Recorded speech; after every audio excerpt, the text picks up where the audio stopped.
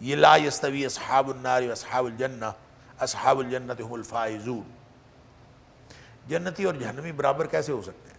لا یستوی، نہیں برابر ہو سکتے، اصحاب النار و اصحاب الجنہ، گویا پیچھے جو دو گروہوں کا تذکرہ ہے، اس طرح کا بننا ہے اور اس طرح کا نہیں بننا، تو جس طرح کا بننا ہے وہ جنتی ہیں اور جس طرح کا نہیں بننا وہ جہنمی ہیں۔ اللہ، اور جنتی اور جہنمی کبھی بھی برابر نہیں ہو سکتے۔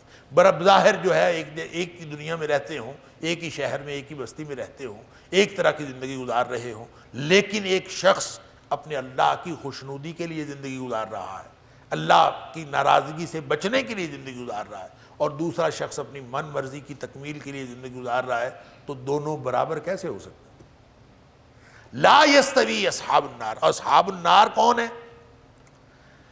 اللہ سورہ بقرہ میں ابتدائی میں فرما دیا تھا کہ میری ہدایت آئے گی، جو میری ہدایت پر عمل کریں گے لا خوف علیہم ولا هم یحزنون، اور جن لوگوں نے کفر کیا والذین کفروا، جنہوں نے میری آیات کا انکار کیا، وکذبوا بآیاتنا، جنہوں نے انکار کیا اور ہماری آیات کو جھٹلا دیا، اولئک اصحاب النار، وہ ہیں جہنم والے، ہم فیہا خالدون، اس کے اندر ہمیشہ رہیں گے۔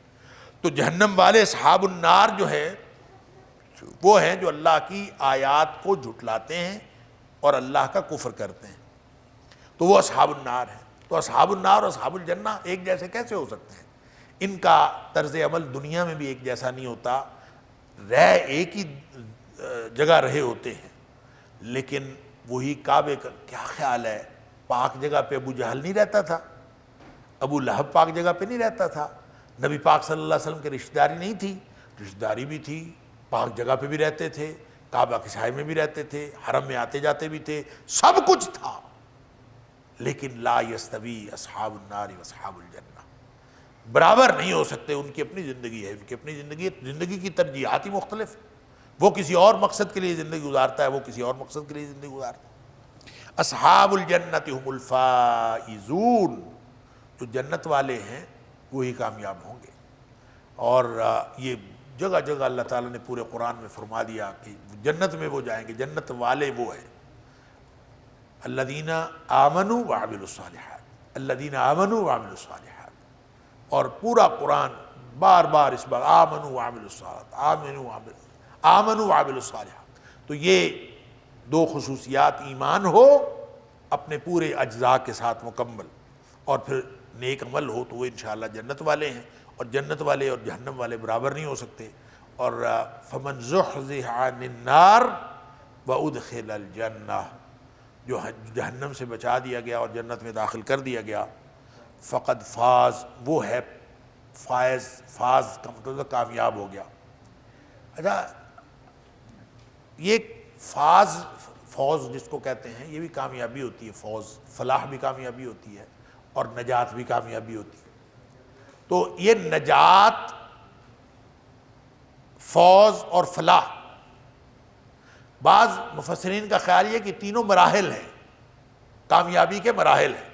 ایک کامیابی ہوتی ہے نجات، نجات کا مطلب یہ ہے کہ آپ اللہ کے عذابوں سے بچ جائیں، یہ نجات ہے، اور فلاح یہ ہے کہ آپ کو جنت کا داخلہ مل جائے، یہ فلاح ہے۔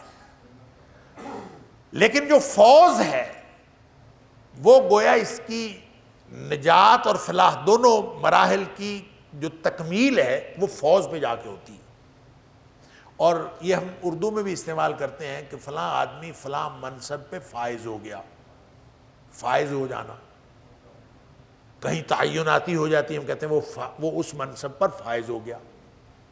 تو عربی میں فاز یفوز و فائز کا معنی ہوتا ہے کامیاب ہونے والا، یا اس کامیابی کے مقام کو حاصل کرنے والا۔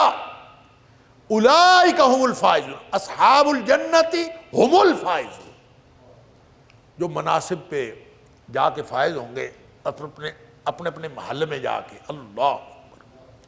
اور جنت کے اندر جہنم سے بچ گیا، نجات ہے، جنت میں داخلہ مل گیا، فلاح ہے۔ لیکن جنت کے اندر جو مقام اللہ نے متعین کیا ہے، وہ محل مل جانا، وہ جنت مل جانا، وہ عطا ہو جانا اور اس میں پہنچ جانا، اس پر فائز ہو جانا، یہ فوز ہے، وہاں تک پہنچ جانا، اللہ لہذا جو نبی کریم صلی اللہ علیہ وآلہ وسلم نے بعض محلات کی نشاندہی کی کہ اللہ تعالیٰ جو ہے وہ اس شخص کو جو حق پر ہوتے ہوئے بھی جھگڑا چھوڑ دیتا ہے، اللہ تعالیٰ اس کو جنت کے درمیان میں ایک گھر دے گا۔ اچھا، اسی طرح سے نبی کریم صلی اللہ علیہ وسلم نے فرمایا کہ سب سے اونچی جنت جو ہے وہ جنت الفردوس ہے، اللہ سے جب بھی مانگنا ہو تو جنت الفردوس مانگا کرو، فردوس کی جنت مانگا کرو، اور وہ سب سے اونچی ہے، ساری جنتوں سے اونچی ہے۔ اس کا مطلب ہے وہاں اونچائی نیچائی اور درجے جنت میں بھی ہیں۔ تو کسی کا درجہ کہاں ہے، کسی کا درجہ کہاں ہے، اپنے درجے پر جا کر فائز ہو جانا، اصحاب الجنت هم الفائزون، وہی کامیاب لوگ ہیں۔ تو جنتی جب جنت میں چلے جائیں گے تو پھر اپنے اپنے مقام و مرتبے فائز ہو جائیں گے۔ صرف داخلہ جو ہے، جیسے نبی کریم صلی اللہ علیہ وسلم نے فرمایا، مسلم شریف کی حدیث ہے کہ جو آخری جنتی جنت میں جائے گا، جس کو جہنم سے نکالا جائے گا، تو اس کے بڑے مراحل نبی کریم صلی اللہ علیہ وسلم نے فرمایا کہ پہلے تو اس کو جہنم سے نکال کر جہنم کے کنارے پہ بٹھا دیا جائے گا، پھر وہ اللہ سے دعا کرے گا، یا اللہ یہاں پہ جہنم کی گرمی حدت آتی ہے، مجھے ذرا دور لے جا۔ اللہ تعالیٰ اس کو دور لے جائے گا، پھر وہ درخت کے سائے کی تمنا کرے گا، اللہ تعالیٰ فرمائے گا میں تجھے درخت کے سائے میں بھیج دیتا ہوں، پھر اس کے بعد تو کچھ نہیں مانگنا۔ تو کہے گا نہیں، اور اس کے بعد میں کچھ نہیں مانگتا، لیکن پھر تھوڑی دیر بعد پھر مانگے گا، یا اللہ جنت کے قریب کر دے۔ جنت میں پہنچے گا، کیونکہ دور سے اس کو جنت کی خوشبو آ رہی ہوگی، جنت کے دروازے پہ پہنچے گا، بس یا اللہ جنت کے دروازے پہ بھیج دے، اس کے علاوہ کچھ نہیں مانگتا۔ پھر بالآخر وہ جنت میں داخلہ مانگے گا اللہ سے کہ یا اللہ مجھے اب جنت میں داخل کر دے، تو اللہ تعالیٰ مسکرا دیں گے، سبحان اللہ، اور اللہ تعالیٰ فرمائیں گے جا تو جنت میں داخل ہو۔ گویا اس مرحلے پہ آ کے وہ فلاح پا گیا، جنت میں داخلے کا اعلان ہو گیا اور پتہ چل گیا، چلے داخل ہو جاؤ۔ تو حدیث میں آتا ہے کہ وہ تھوڑی دیر بعد وہ آگے یوں کر کے جنت میں دیکھے گا تو اس کو جنت بھری ہوئی لگے گی، اور وہ اللہ تعالیٰ سے کہے گا یا اللہ جنت تو بھری ہوئی ہے، وہاں تو جگہ ہی کوئی نہیں ہے۔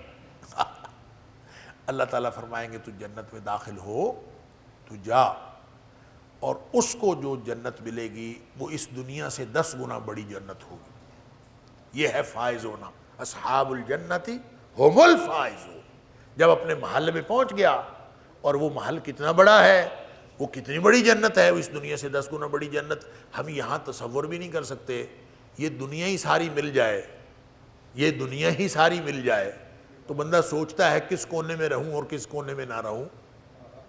اتنی بڑی دنیا ہم نے کیا کرنی ہے، اللہ!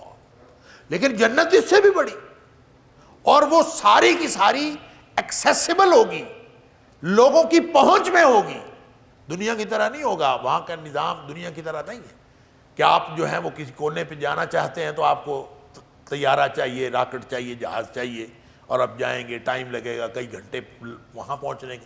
وہاں کوئی مسئلہ نہیں، پوری کی پوری جنت صاحب۔ لہذا وہ جو درجات ہیں جنت کے، کوئی نیچے، کوئی اوپر، کوئی اور اس کے اوپر، یہ سارے درجات، یہ فائز ہونا ہے۔ اصحاب الجنتی هم الفائزون، اپنے اپنے درجات پر سارے فائز ہوں گے، اور جو جہنمی ہیں وہ ان کے برابر کیسے ہو سکتے ہیں، ان کے تو اپنے اپنے درجے ہیں۔ اور وہاں نبی کریم صلی اللہ علیہ وسلم نے فرمایا کہ اگر ایک درجے کا فرق پڑ گیا تو نیچے والے درجے کے جنتی جو ہیں اوپر والے درجے کے جنتیوں کو ایسے دیکھیں گے جیسے ہم سورج چاند ستاروں کو دیکھتے ہیں، اتنا فاصلہ ہوگا ایک درجے کا۔ اور ایک حدیث میں آتا ہے 100 سال کی مسافت کا فرق ہے ایک درجے میں، اللہ اکبر۔ لو انزلنا هذا القرآن على جبل لرأيته خاشعا متصدعا من خشية الله وتلك الامثال نضربها للناس لعلهم يتفكرون۔ اگر ہم نازل کر دیتے یہ قرآن علی جبل، کسی پہاڑ پر، لرأيته تو یقیناً تو دیکھتا، خاشعا کہ وہ ڈرنے والا ہوتا، یہ جھکنے والا ہوتا، متصدعا ٹکڑے ٹکڑے ہو جانے والا، من خشیت اللہ، اللہ کے عظمت کے رعب کی وجہ سے۔ وَتِلْكَ الْأَمْثَالُ نَضْرِبُهَا، اور یہ مثالیں ہیں جو ہم بیان کرتے ہیں، للناس، لوگوں کے لیے، لعلہم یتفکرون، تاکہ وہ سوچیں، غور و فکر کریں۔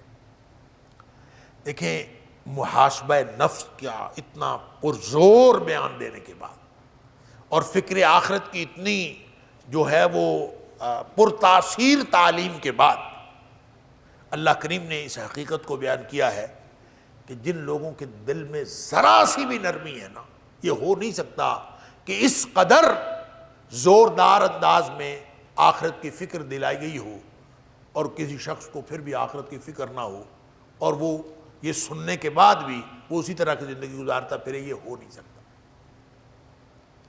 لیکن پھر بھی لوگ ایسے ہیں جو نہیں مانتے، سننے کے بعد بھی اتنا پر اثر بیان سننے کے بعد بھی وہ نہیں مانتے۔ اللہ، لہذا اس جگہ اللہ تعالیٰ نے بنیادی تو اس کا جو پس منظر ہے وہ یہی کہ قرآن کا بیان اس قدر پرتاثیر ہے، اور جو کفار ہیں اور منافقین ہیں وہ اس کے باوجود ماننے کے لیے تیار نہیں ہیں۔ گویا ان کے دل جو ہیں وہ پتھروں سے بھی زیادہ سخت ہیں، اگر یہ پہاڑ پر بھی نازل ہوتا تو اس کو ریزہ ریزہ کر دیتا، پہاڑ اس سے ریزہ ریزہ ہو جاتا۔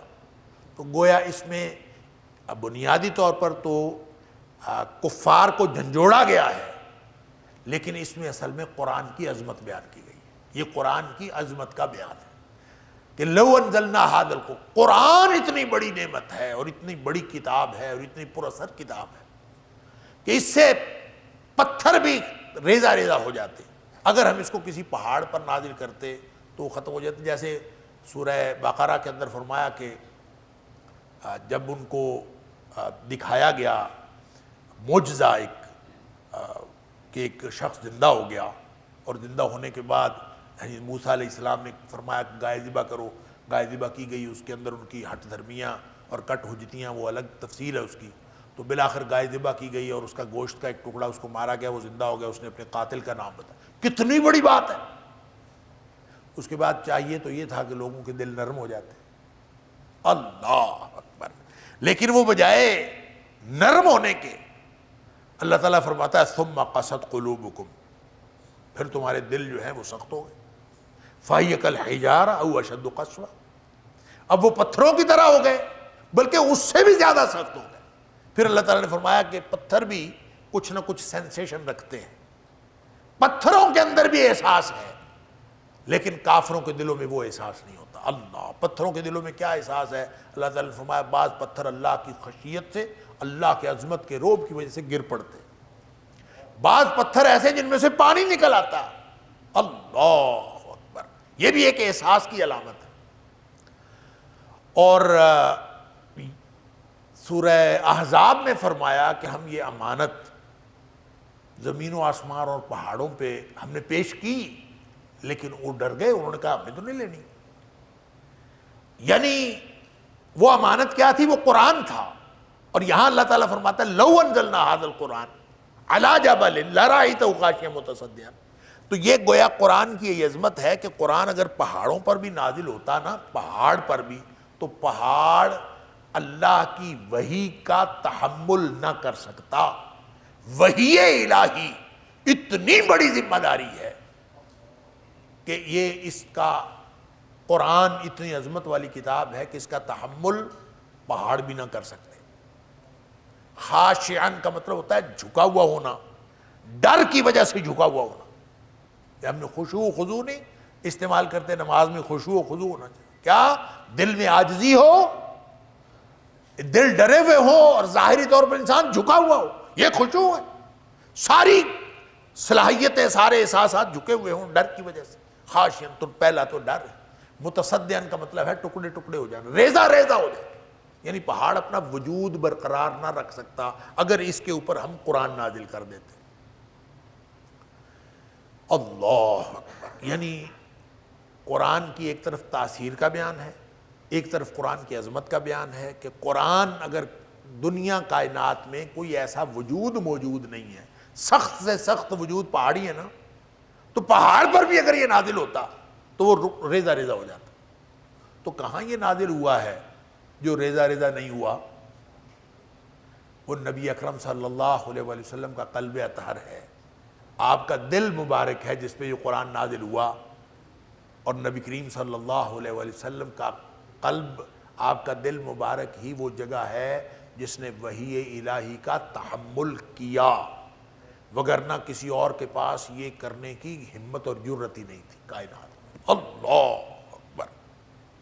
اس لیے میں ہمیشہ یہ عرض کیا کرتا ہوں کہ وہ جو بخاری شریف کی حدیث ہے کہ پہلی وحی آئی اور نبی کریم صلی اللہ علیہ وسلم پر گھبراہٹ جو ہے وہ طاری ہو گئی، اور کوئی بخار کسی کیفیت پیدا ہو گئی، گھبراہٹ تھی، وحشت تھی، اور پھر خدیجہ رضی اللہ تعالیٰ عنہا کا وہ بیان کہ اللہ تعالیٰ جو ہے وہ آپ کو کبھی تنہا نہیں چھوڑے گا، آپ کا تو کردار بڑا اعلیٰ ہے۔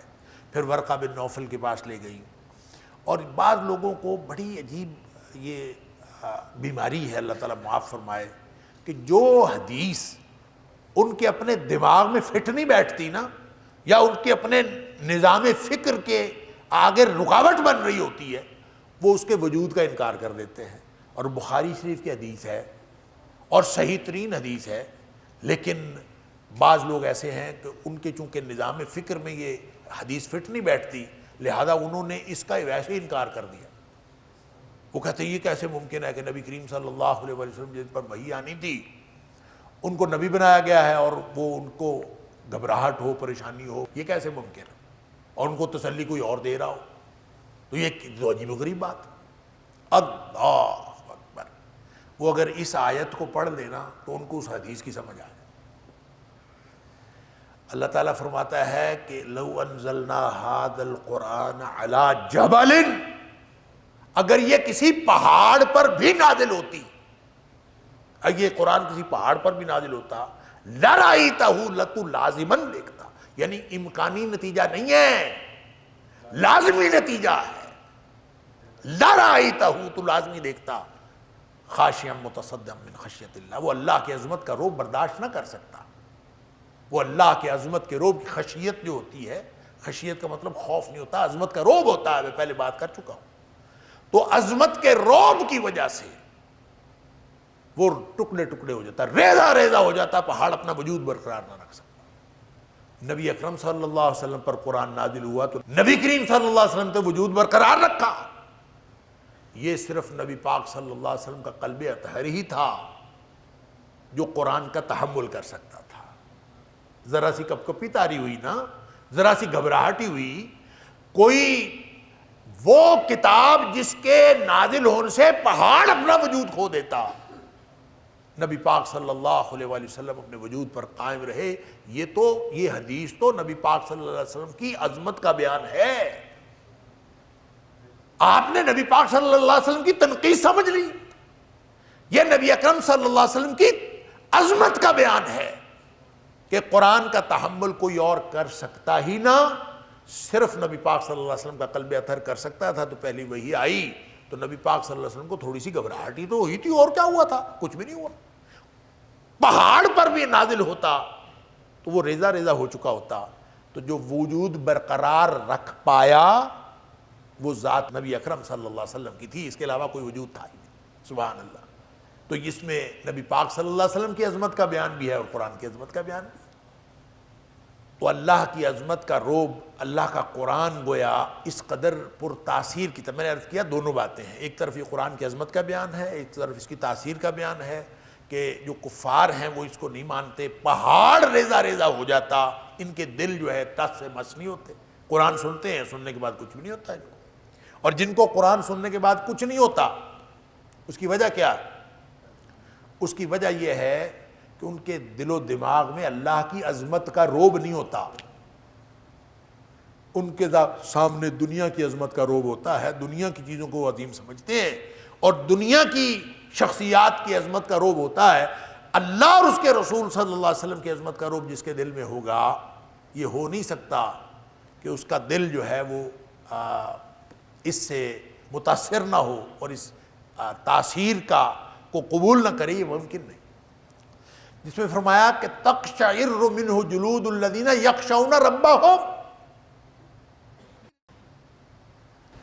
رونگٹے کھڑے ہو جاتے ہیں ان لوگوں کے، یخشون ربہم، جو اپنے مالک کی عظمت کا رعب اپنے دل میں رکھتے ہیں، جن کے دل میں مالک کی خشیت ہوتی ہے ان کے رونگٹے کھڑے ہوتے ہیں قرآن سن کے، اور جن کے دل میں مالک کی عظمت کا رعب نہیں ہوتا ان کے رونگٹے بھی کوئی نہیں کھڑے ہوتے۔ چاہیے تو یہ تھا کہ قرآن کی آیات سن کر فرمایا کہ جس کے دل میں مالک کی عظمت کا رعب ہوتا ہے نا، تقشعر منہ جلود الذین یخشون ربہم، ان کے دل جو ہیں وہ ان کے رونگٹے کھڑے ہوتے ہیں، اور رونگٹے کھڑے ہونا ایک جسمانی کپ کپی کی بات ہے، یہ ایک تھرتھراہٹ ہے۔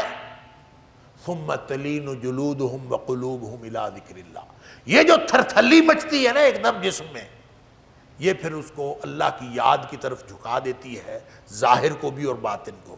ثم تلین جلودہم وقلوبہم الی ذکر اللہ، پھر ان کے جسم بھی اور ان کے دل بھی اللہ کی یاد کی طرف جھک پڑتے ہیں۔ ذالک ھدی اللہ یہدی بہ من یشاء، یہ ہے اللہ کی ہدایت، اللہ جس کو چاہتا ہے عطا فرماتا۔ لہذا قرآن سن کے رونگٹے کھڑے ہونا، قرآن سن کے جو ہے وہ کپ کپی طاری ہو جانا، قرآن سن کے انسان کا اس کی تاثیر میں گھائل ہو جانا اور قرآن کی تعلیمات کا قائل ہو جانا، یہ ان لوگوں کو نصیب ہوتا ہے جن کے دل میں مالک کی عظمت کا رعب ہوتا ہے، جن کے دل میں یہ ہو کہ دنیا میں کسی کی نہ کوئی عظمت ہے، نہ کسی کی عظمت کا رعب ہے، اصل عظمت تو اللہ کی ہے۔ یہ اسی لیے فرمایا کہ اللہ سے ڈرا کرو، وَلَا تَخْشَوْهُمْ وَاخْشَوْنِي، ان سے نہ ڈرا کرو، لوگوں کی عظمت کا رعب دل میں نہ رکھا کرو، بلکہ اللہ کی عظمت کا رعب رکھا کرو۔ وَتِلْكَ الْأَمْثَالُ نَضْرِبُهَا لِلنَّاسِ، اللہ تعالیٰ فرماتا ہے کہ ہم نے مثال دی ہے کہ پہاڑ پر نازل ہوتا تو وہ رضا رضا ہو جاتا۔ یہ مثال اس لیے دی ہے تاکہ لوگ سوچیں کہ یہ کس قرآن کی کس تاثیر کی بات ہو رہی ہے، لوگ اس پر غور و فکر کریں۔ وَتِلْكَ الْأَمْثَالُ نَضْرِبُهَا لِلنَّاسِ، یہ مثالیں ہیں جو ہم بیان کرتے ہیں لوگوں کے لیے، یعنی اللہ کو ان مثالوں کی کیا ضرورت ہے، ہمیں سمجھانے کے لیے اللہ تعالیٰ مثالیں بیان کرتا ہے تاکہ لوگوں کو سمجھ آ جائے۔ لَعَلَّهُمْ يَتَفَكَّرُونَ، غور و فکر کریں، اور تفکر بھی ایک عمل ہے، کرنے کا کام ہے کہ انسان جو ہے وہ غور و فکر کرنا شروع کر دیں، اپنی فکر کے جو رخ ہے، اپنی فکر کی جو سمت ہے اس کو درست کر لیں، اور درست سمت میں سوچنا شروع کر دیں، غور و فکر سے کام لیں۔ اللہ، اس سے آگے اللہ کریم نے اگلی جو 3 آیات ہیں اس میں اللہ تعالیٰ کی وہ صفات بیان ہوئی ہیں جس سے اللہ تعالیٰ کی عظمت و کبریائی کا اظہار ہوتا ہے، اور وہ گویا اس لیے ہیں تاکہ انسان کے اندر خشیت الہی پیدا ہو۔ خشیت الہی کا کیا مطلب ہے؟ خشیت الہی کا مطلب ہے اللہ تعالیٰ کی عظمت کا رعب دل میں آ جائے، اور وہ کیسے آتا ہے؟ اللہ کی صفات کے تذکرے سے آتا ہے۔ اللہ کی صفات کا تذکرہ کرتے رہنا چاہیے، اور اللہ کے صفاتی نام جتنے بھی ہیں وہ اصل میں انسان کی توجہ کو اس طرف موڑنے کے لیے ہیں کہ اس کو یہ سمجھ آئے کہ اس پوری کائنات کے مقابلے میں میرے اللہ کی شان کیا ہے۔ اس لیے فرمایا کہ صفاتی ناموں کو یاد کر لینا، ان کو صرف یاد کر لینا اور یاد رکھنا، یہ اتنا اہم ہے کہ نبی کریم صلی اللہ علیہ وسلم نے فرمایا کہ وہ جو 99 نام، اللہ کے کوئی 99 صفات نہیں ہیں، اللہ تعالیٰ کی صفات تو اتنی ہیں جو گنی نہیں جا سکتی۔ نبی کریم صلی اللہ علیہ وسلم نے فرمایا جو شخص ان صفاتی ناموں کو یاد کر لے، حفظ کر لے، اور حفظ کرنے کا مطلب کیا ہوتا ہے؟ اللہ، حفظ کرنے کا مطلب ہوتا ہے اس کا تحفظ کرنا۔ اردو میں ہم تحفظ استعمال کرتے ہیں، عربی میں حفظ استعمال ہوتا ہے، اس کی حفاظت۔ اگر آج آپ کو کہا جائے کہ آئین پاکستان کی حفاظت کریں، آئین پاکستان کا تحفظ کریں، آپ کو یہ کہا جائے تو اس کا کیا مطلب ہوتا ہے؟ اس کا مطلب یہ لازمی طور پر یہ نہیں ہوتا کہ آپ آئین کو یاد کر لیں، زبانی رٹا مار لیں، اس کو رٹا بھی ماریں، آپ کو پتہ ہو کون سی شک کہاں پہ ہے، زبانی یاد بھی ہو، اصل بات اس پر عمل کرنا ہے، آئین پر عمل کرنا۔ اور وہ اگر کوئی شخص یاد کر لے اور یاد رکھے، اس کی وجہ کیوں ہے، اور یہ ان کی اتنی عظمت کیوں ہے؟ ایک تو ان کے ذریعے سے اللہ کو پکارو، وَلِلَّهِ الْأَسْمَاءُ الْحُسْنَى فَادْعُوهُ بِهَا، ان کے ذریعے اللہ کو دعائیں کرو۔ دوسری بات یہ ہے کہ وہ صفات جو ہیں اللہ تعالیٰ کی صفات، ان کا تذکرہ انسان میں اللہ کی عظمت کا رعب پیدا کرتا ہے، جس کو خشیت الہی کہتے ہیں۔ اس لیے یہ فقرہ بظاہر عام سا فقرہ لگتا ہے کہ صفات الہیہ سے خشیت الہی پیدا ہوتی ہے، یہ بظاہر عام سا فقرہ ہے، لیکن اس کو اگر سوچیں تو عملی طور پر اس کے اندر اتنی گہرائی ہے کہ آپ ذرا سوچنا تو شروع کریں اللہ تعالیٰ کی صفات کے بارے میں۔ پھر یہاں اللہ تعالیٰ نے چند صفات، اچھا یہ جو سورہ حشر ہے اس میں اللہ تعالیٰ کی صفات کا تذکرہ پتہ کیسے؟ مفسرین نے لکھا ہے کہ 40 مقامات ایسے ہیں سورہ حشر میں، چھوٹی سی صورت ہے، صرف 24 آیات کی صورت، اور اتنی مختصر سی جو صورت ہے، اس صورت میں بھی 40 صفات اللہ تعالیٰ کی صفات بیان ہوئی ہیں، اور اللہ تعالیٰ کی یوں کہہ لیجئے کہ ایسی صفات کا تذکرہ ہے جس کے ذریعے سے اللہ تعالیٰ کی خشیت، انسان صرف غور و فکر کر لے نا اس پر، اللہ تعالیٰ کی صفات پر غور و فکر کر لے تو انسان میں خشیت پیدا ہو جاتی ہے۔ اور ان 40 میں سے جو 24 مقامات ہیں، 24 جگہ اللہ کا لفظ اللہ کہہ کے آگے کوئی صفت بیان کی گئی، 24 جگہوں، اور 16 جگہ ایسی ہیں جہاں اللہ تعالیٰ کی صفات ضمائر کے ساتھ بیان ہوئی ہیں، وہ ایسا ہے، وہ ایسا ہے، اللہ اکبر۔ لہٰذا یہ ساری کی ساری صورت یہ صفات الہیہ کے اوپر غور و فکر کرنے کی دعوت دیتی ہے تاکہ انسان کی خشیت الہی پیدا ہو۔ یہ بھی ایک بہت ہی اہم اس کا مضمون ہے جو آخر پہ آ کے مکمل ہوتا۔ لہذا لعلہم یتفکرون کہتے ہی فرمایا هو اللہ، غور و فکر کرو، هو اللہ، اللہ کون؟ اللہ۔ سب سے پہلی صفت جو ہر شخص کے ذہن میں آنی چاہیے وہ اللہ کی وحدانیت ہے۔ وحدانیت کا مطلب ایک ہونا نہیں ہے، وحدانیت کا مطلب یکتا ہونا ہے۔ ایک ہونا تعداد کے اعتبار سے، یکتا ہونا بے مثل ہونا ہے، اس کی مثال ہی کوئی نہیں، لیس کمثلہ شیء، وہ ایک بھی ہے، وہ یکتا بھی ہے۔ قل هو اللہ احد، وہ اکیلا ہے، اللہ الصمد، ہر طرح کے حوالوں سے بے نیاز ہے، اس کو کسی طرح کی کوئی پرواہ نہیں۔ اللہ اکبر، هو اللہ، وہ اللہ، اس کی صفات پر غور و فکر کرنا ہو تو سب سے پہلی اور اولین صفت جس پر غور و فکر کرنا ہے وہ یہ ہے کہ هو اللہ الذی لا الہ الا هو، اس کے علاوہ کوئی اور الہ ہے ہی نہیں، اللہ۔ اور الہ کا معنی عام طور پر جو اہل علم نے کیا ہے، ویسے تو الہ عربی زبان کا ایک ایسا لفظ ہے جس کا متبادل اردو میں ہے ہی نہیں، لیکن قریب ترین جو متبادل ہو سکتا ہے، یا یوں کہہ لیجئے کہ جتنے مفاہیم الہ کے اندر شامل ہیں ان میں سے جو نمایاں ترین پہلو ہے وہ یہ کہ معبود حقیقی اللہ کے علاوہ اور کوئی نہیں ہے۔ یعنی ایسے معبودان باطل تو ہیں بہت سارے، لوگ جو ہیں وہ جڑی بوٹیوں کی، لوگ جو ہیں درختوں کی، لوگ جو ہیں پتھروں کی، مورتیوں کی پوجا کرتے ہیں، لوگ پتہ نہیں کس کس چیز کی پوجا کرتے ہیں، ستاروں کی پوجا کرتے ہیں، اجرام فلک کی پوجا کرتے ہیں، سورج کی، چاند کی، کتنی چیزوں کی، کتنی مخلوقات کی، بندہ بندے کی پوجا کرتا، لیکن معبود حقیقی صرف ایک ہے، لا الہ الا اللہ، کوئی معبود حقیقی نہیں سوائے اللہ کے۔